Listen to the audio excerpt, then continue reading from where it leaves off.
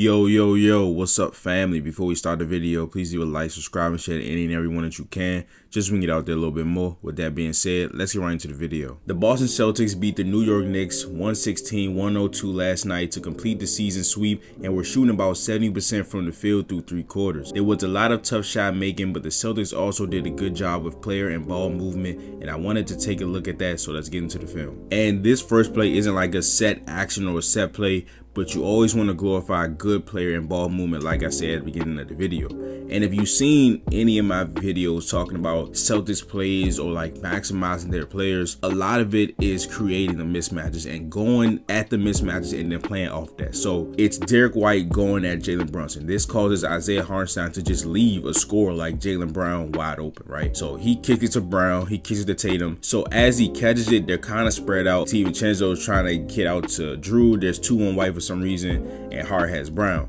But as he pump fakes and he drives, you see how everybody shifts into the paint. All 5 Knicks defenders are looking at Jason Tatum, and they're all closer to the paint than they were when he caught the ball. So he passes it to Porzingis, he passes to the corner, and Drew Holiday's automatic at that spot. All right, so here we're gonna have a little Spain pick and roll with White, Porzingis, and Jaylen Brown. So Porzingis sets the ball screen, and Jalen is gonna set a back screen on the ball screener's defender.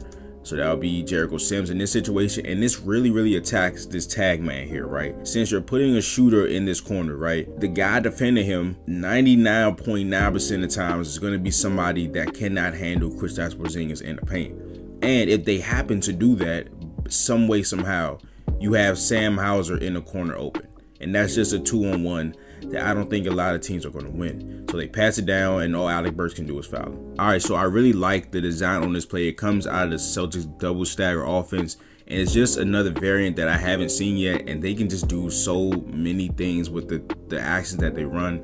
And this ends in a foul on Bogdanovich. So, all right, so Drew starts in the corner. He gets the handoff from Payton, and you see Luke and Al set the double stagger screens. If you have not seen these, this is when 2 screeners set the same screen at the same angle, but they're spaced apart, right? So you see them setting at the same angle, but there is space between them. And the Celtics just do a great job of not being robots and playing it how the defense plays it, right? So Tatum can come off these 2 screens and come all the way off, or he can, as you see here, he sees the space in between it.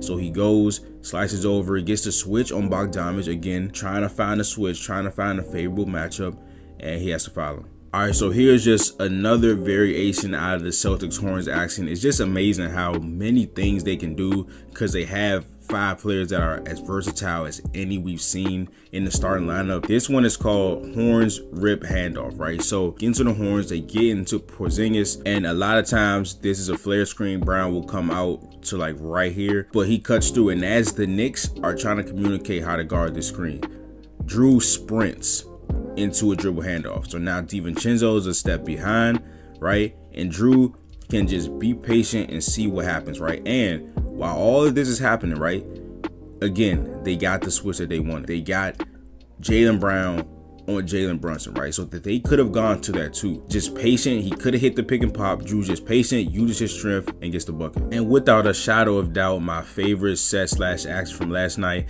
If you've seen the video I put out about the Celtics best action/sets during the pre-All-Star break, this play was in there, right? But I do believe that play was not out of the horn set. So this is called Horns Flex. So again, they start in the horns alignment, right? And it just adds to another thing they can do out of the horn set. And I've never seen this season. All right, so they pass it in. Derek White cuts through. And if you don't know what a flex screen is, it's this right here. It's a screen set along this area, and the player that's receiving the screen is going to cut baseline, right? So Derek White's going to set this here.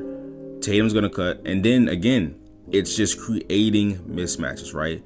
And while this is happening and the defense is trying to communicate how they're going to navigate this and not give up an easy layup with this position that Tatum has here, White's gone. And he's going to come off a pin down, right? He's gone. Now you have Precious Achiuwa guarding in space, and Derek White just gets an easy floater over him. And in this third quarter, the Celtics shot 9 for 13 from 3. It was a lot of this 5-out offense, and it was just them setting effective screens and getting their shooters who were hot at the moment just easy shots, right? So here they enter into Porzingis, and Brown is just gonna set this rugged Jesus. I don't know if Tibbs probably upset at this. Yeah, he's seen it, but hey, He sets a great screen on Dante DiVincenzo, gets White wide open, and he hits the three. All right, so out of a sideline, out of bounds play, you see Tatum here. He just passed it in to Porzingis, and they're gonna run zoom action out of the sideline, out of bounds. So zoom action is just when it usually starts in the corner, and it's when it's followed by a screen and a dribble handoff, right? So here you have Porzingis is walking it over there. You see Brown is slightly in the corner, and then there's a pin down by Jrue Holiday for Jaylen Brown to come get the dribble handoff. And out of this, you can do a lot of things, but again, it gets the switch on Hartenstein, and Brown takes advantage of it. And again, here they are in this really spaced offense, and now you have your point guard setting a screen or a pin down for your center. Hartenstein is going under it. I didn't think the Knicks really respected Porzingis' pop game. There was a couple times where Hartenstein just played the pick and pop on the other side, so KB can just easily get to the other side and pop and have an open three. I think the Knicks were trying to play the percentages on this one, and just like they rather him shoot those threes than the Celtics do something else, right? And that wasn't effective tonight. And Jrue is a great screener for a guard. He's strong, and he's able to hold off Hartenstein for a long enough time for Porzingis to hit this three. All right, so this play ended in a miss, but I just want you guys to see the extent the Celtics go to get a favorable matchup, right?